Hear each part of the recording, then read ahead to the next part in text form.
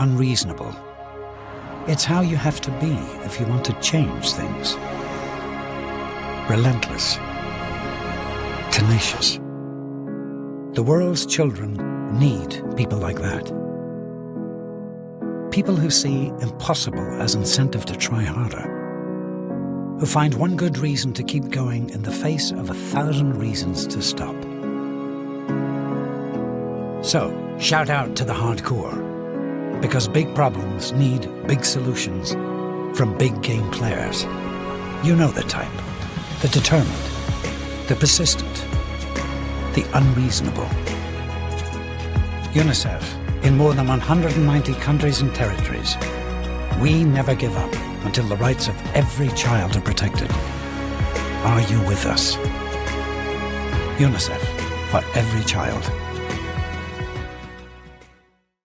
Well, good morning everyone. We're so glad you could join us. We've got a really exciting session planned for you. My name is Jared. I work at AlphaSys. We are a not-for-profit Salesforce partner specialising in digital transformation and all things technology.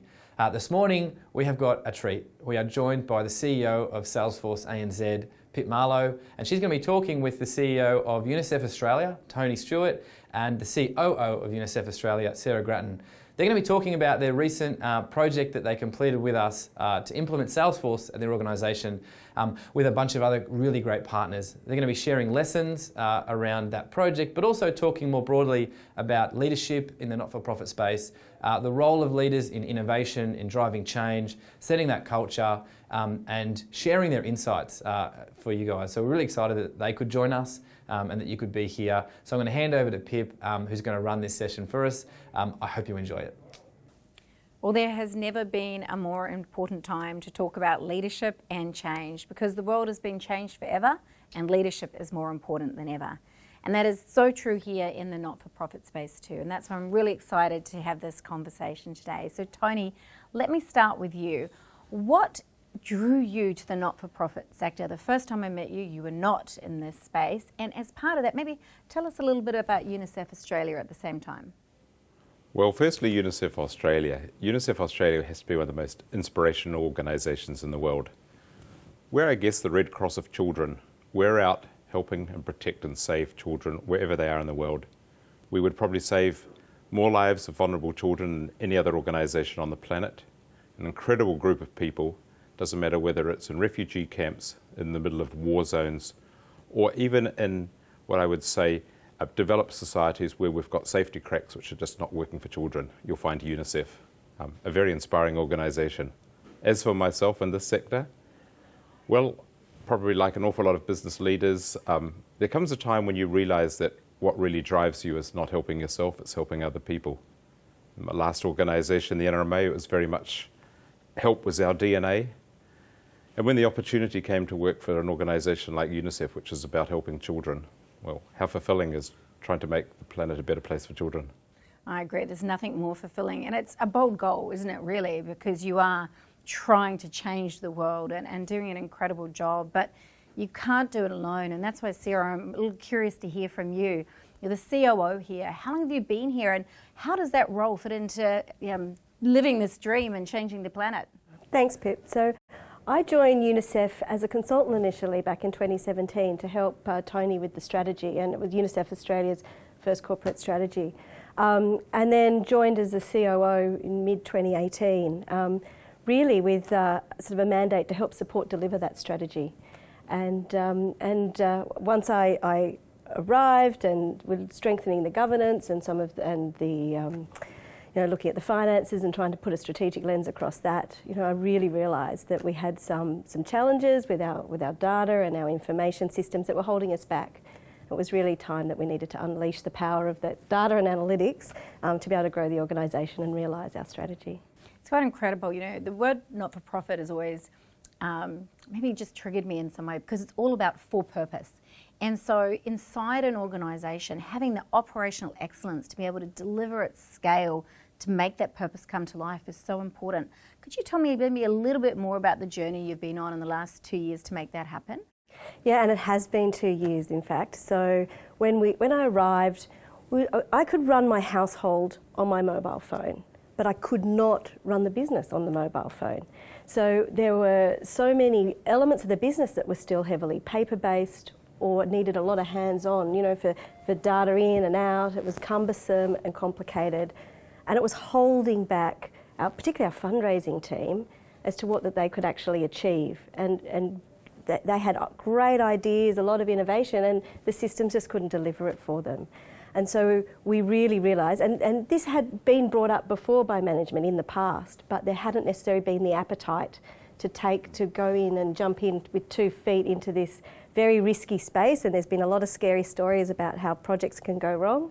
So we worked very hard getting the organisation ready.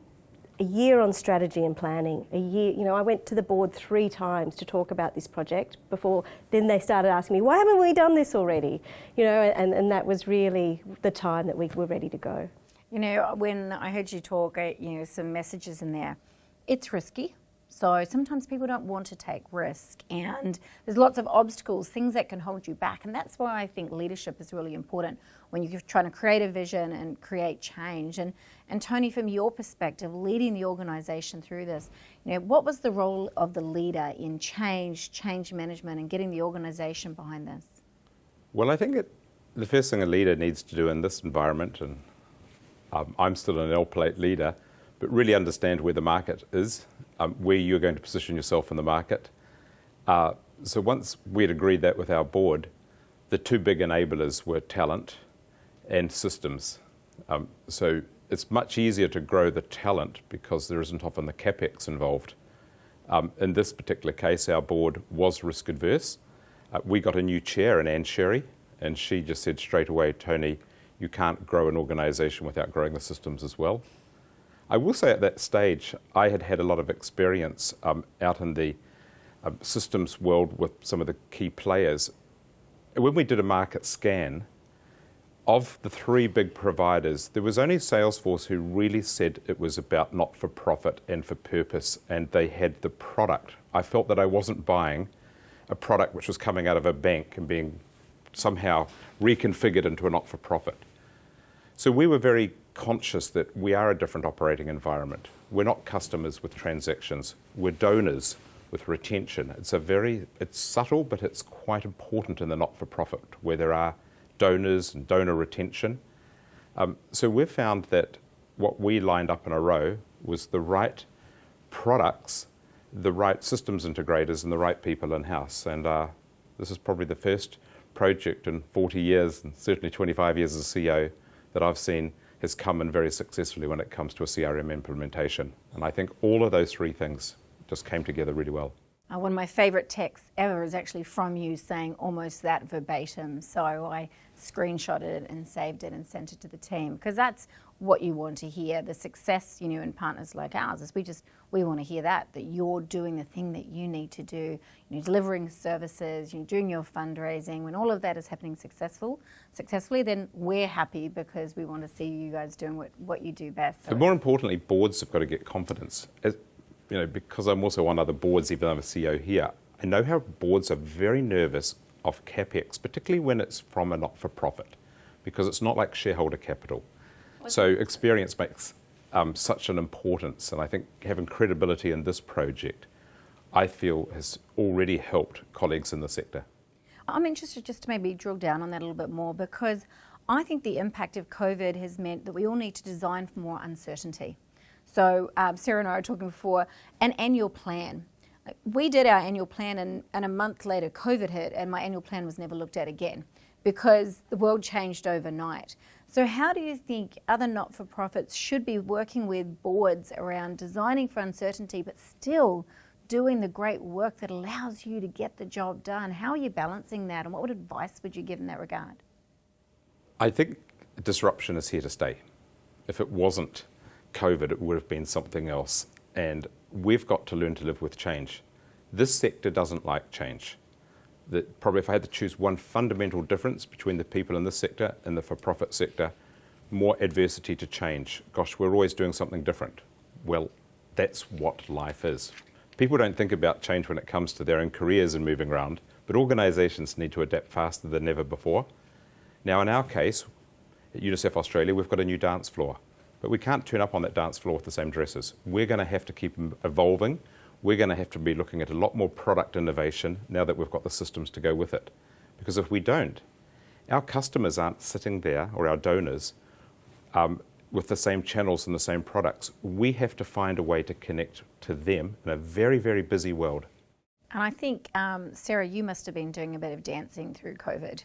And I can imagine it really impacted the project. And I know it was, a 2-year journey, but how did COVID impact this project? And what did you have to change and do differently based on that? So yeah, we were working on this at the end of last year, going through a discovery process, and then before sort of turning the project on in earnest, sort of in early March, just as COVID hit, just as we were moving into these beautiful new offices, and a lot of it is actually around contingency planning and risk management. And it sounds really, really boring, but it actually really enables you to do risky things. And the system project that we did here, we had 7 different streams. We blew up all of our systems at once. I moved the IT to the cloud. We've got a new finance system. We implemented Salesforce and analytics, and all during this period where we were shut down and working remotely. And in a way, it actually helped us because the project team, could be very focused on their work. It was easier to schedule training via Zoom, but because importantly earlier on we'd had that discovery process where we'd forged these personal relationships with our vendors, and so we were able to work with AlphaSys and others really closely, had good positive relationships and leveraged that. But it was actually worked quite well. You can have virtual teams, and we were using collaboration tools to share documents, and it worked out okay, but it was scary, and we had a strong governance focus still despite sort of the remote environment, and we'd sit around and have our steering meetings and work through what some of the key issues were, but relationships and risk management really got us through this period. I laughed when you said, contingency and risk management can sound boring. I feel like it's the opposite. Great risk management allows you to go faster, safer. Yep. When you have really good governance, it gives you, confidence to make that step and make some decisions. And you talked a little bit about that. So how did you decide what you brought in-house and what you partnered with through the process? So having never done anything like this before, I was quite open about the fact that I was going to need some expertise. And I brought in one of the industry gurus here in Australia. So with Mike, he came and joined us. He was very excited about this new project, this big bang approach where you blow everything up and start fresh. It was scary and dangerous. And we also brought in a developer, Henry, who again is just fantastic and has really helped our project sing.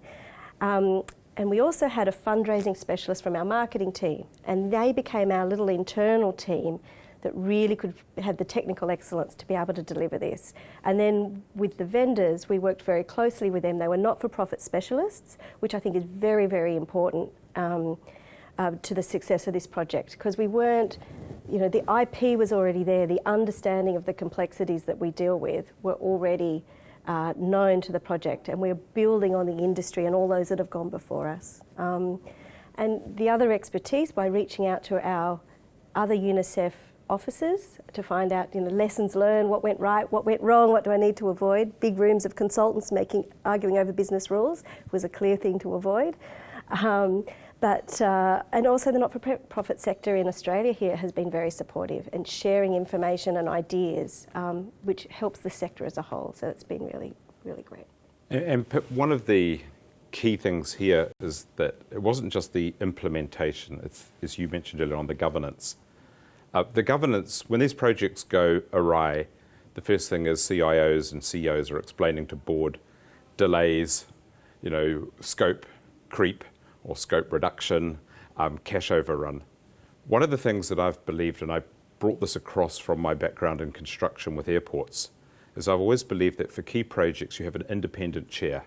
You have somebody who checks that everyone is validating what we've done. Something I did with all the Olympic projects. We brought in here an independent chair who held our internal team accountable, the vendors, the software, everyone, and really challenged when they said this will be a week late or 2 weeks late, prove it. How many hours? How many went? And he could drill right down. I think all of us were better for it. Yes. He absolutely took out systems testing. He wouldn't accept any sentence without you being able to validate it. He's one of the best in the business. And I think he's now finally helping our Defence Department because they've got some serious numbers on some of their projects. But he made us all accountable to each other for the next step in the chain. And while he was very exacting, that's exactly how we got Sydney Airport built in time for the Olympics. Rather than having the client saying, this is your problem, not our problem. So that independence of governance, as the chair of our project control group, was absolutely critical to the success. Can I ask you one more question about that, Tony? Because I think that's a fascinating insight and a great tip for people. But having somebody like that, if the culture is not set to accept it, you can have organ rejection. They just get pushed out. But actually it sounds here like this was really, whilst exacting, it was embraced. What did you have to put in place to make that successful? Well, I think it comes back to leadership again. I think we had full support from AlphaSys, from our own team, from the other vendors, from Salesforce. If you've got the right people fronting the organisation, they will actually accept people questioning, verify this and validate it, please. Don't just tell us. Because how often have us as leaders been told something only to find that's not necessarily true? There's a famous New Zealand former CEO, Graham Hart, who had a saying, did you see it or did you hear it? And it's very often in business you hear something without validating it. And so everything we talked about here, we had to be able to validate it. And it just brought things, because I know from my past experience at some very large implementation projects, our team thought they were further ahead than they really were. Now, I think about that as you want a culture of trust, but verification around accountability. So trust is great, but verification just helps bring a great set of rigor into projects, change, and I think that is a spot on tip. So if you were looking in the rearview mirror, you had your hands on the wheel through this project, it got disrupted, but you had incredible support, CEO, board, amazing. But looking back, what would you do differently? What advice would you give to people knowing what you know now? Do you know, I think we got it pretty right. Like, there isn't a lot that I would have done differently. A couple of things on the margin, we might have brought some of our supporters in to be part of some of the strategy at the beginning, and I know Tony was challenging us to do that all along. But we brought in the expertise we needed. We forged good relationships with the vendors. We were very open with each other and worked together to resolve problems. I mean, it wasn't problem-free, but with a good relationship and an openness and both sides willing to give a little bit, it actually went pretty well. I don't know, can you think of anything, Tony?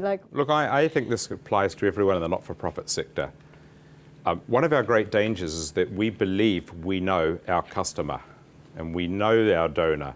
So even though we believe we're building a better platform for them, I wanted that validated very early on. I wanted our donors, equivalent of customers, I wanted to see what they felt about how they were receiving communications and everything from us and what differences they would, and I wanted to see the blend of both before we were getting into final design.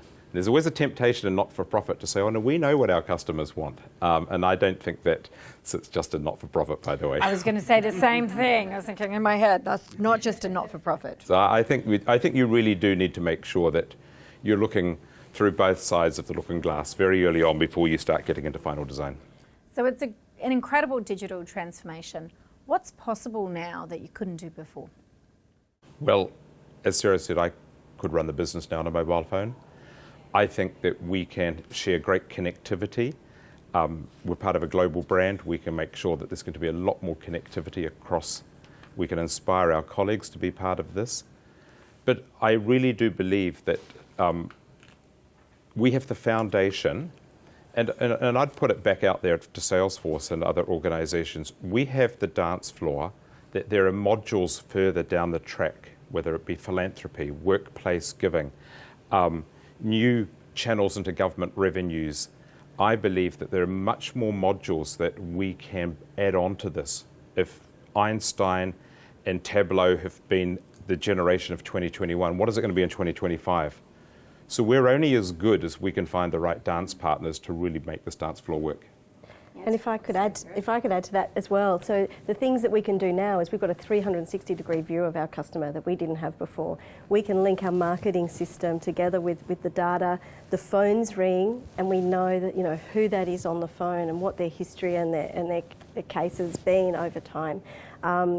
We've got data daily, so we know where we're up to in our fundraising. We know, and we can drill in with the analytics package, or Tableau now it's called, I believe, to drill into different parts of the business. And there's a whole lot of things that we haven't even dreamed up yet, but they will be possible because of the platform approach that we're using now with Salesforce, and it's really exciting. And in this world of disruption where we're all living hybrid and partially remote, I'm probably closer to the organisation and our supporters from my home study than I was in the organisation pre-COVID and pre this project. It's quite incredible, really, and I see and hear that a lot from not-for-profits as well as commercial organisations. More than ever, they are looking for the tools to help them get closer to their customers, partners, employees, vendors. It's that whole ecosystem around that. And so the ability to have a single view of your customer or somebody you're providing services to or your donor, to understand what those interactions have been historically, what should happen next, how you take care of them. And I think that really is changing under the world of a COVID world, where actually people are more open than ever to that digital engagement because they know that in many ways we can't do the things that we used to do. So it's putting the power in the hands of your people and the tools to help them still get the job done, but get it done safely. So never a more important time for that. Yeah, and adding in the predictive analytics as well is really exciting, and we've been pushing the envelope a little bit, and I know in San Francisco, some of the not-for-profit team have been working with our analytics partner to try to develop some ideas for that, which really just takes us to the next level with data. You can start forecasting, do I actually think I'm going to make my donor goals? And actually, if I'm not, what do I have to do differently now to change that outcome? Which activities are having a great result, which are not? And actually, if I'm going to be getting less donor, what do I have to do to actually change my services at the other end? So even who's likely to churn, who's likely to leave us. So and they're the two things that leaders want. We want tools which can enable our people to plan and forecast, and so the more we can see artificial intelligence, predictive and analytics being part of these packages, and I would encourage anyone who can find bolt-ons and add to that, because that's, to me, we're only at an early stage of our journey. But Pip, you raised another issue. Customers and the finance system is so important, but so are our staff, so are the other people we engage with. I'm hoping that this platform, I'd love to see the same connectivity with each of our people that we could do with our customers. And in my the last 15 years in Australia, looking at various systems, no one has given me the holy grail which can connect my people, my customer, and my market together. So I'm still looking for modules which can connect to our system, because the people part of it. You with that. I think there's an awful lot of people out there talking about enterprise systems, but that people component is going to be so important alongside our customer in this remote digital environment. In many ways, without that, great things can't happen for your customers and donors and people that you serve. So I'm 100% with you. I'm conscious of time, so I'm going to last question for both of you. So Sarah, the future. You said before, great things and innovation can happen. If you're dreaming ahead, what's your dream for what's next? I think it's really leveraging this analytics, getting that right, and the world's our oyster. Really being able to understand, predict, and plan. I mean, I am a data nerd after all, so this is where this comes from. But that can really help underpin, where we want to go. And unleashing the creativity of our marketing team. No longer do we have to, they come to us, we don't have to say, no, we can't do that. Now we can say, yes, we can. That's going to be a great conversation. And I'm a fellow data nerd, so I'm right with you on that one. The future of leadership. I mean, clearly in this example, the role of leadership from both of you, from an amazing chair like Anne, what does the future of leadership look like for us all? Well, I think the future of leadership for this country and Australia, particularly over the next 2 or 3 years when we recover from COVID comes down to three great parts of leadership. One is leadership from our government and the public service. The second is obviously the private sector and great leadership there. But the third must be the not-for-profit sector. All three sectors need to step up, be much closer together than they've ever been before, because it's collectively, that's what makes Australia. There's no point in this country having a strong economy without the chassis which goes over that, which makes us distinctly Australian. That's what's going to come from our sector working with government. And I think there's a really, really great opportunity for the not-for-profit sector in the next few years. And I couldn't agree with that more. Right now, leading through change has never been more important, and we've had a great example of that today. We have the opportunity across all sectors to build back stronger. Our planet is taking a little bit of a breath right now. As we build back, we've got to create diverse workplaces where all employees can shine and participate, where we continue to help deliver services to the people who need them most. That purpose that you spoke about at the start is spot on, and it's going to take each of us taking a role in making that happen. Thank you both so much for your time today. I love the story, how much resilience and relentlessness you've all shown for bringing together that inspirational purpose that you shared with us. Thanks again. Well, thanks so much for joining us this morning. I hope that you learnt something, that there was something you could take away back to your business. Everyone who watched this morning is going to get sent a copy of the recording afterwards, probably going to take us a week or so, as well as some extra information. We're also going to send you some links that you can support UNICEF through. They've got their Inspired Gifts campaign coming up shortly. There's some videos. Check out those links, please, and support UNICEF Australia in the work they do. If you'd like to get in touch with AlphaSys as a potential Salesforce or technology partner, there'll also be some ways that you can do that. So thank you again, and have a great day.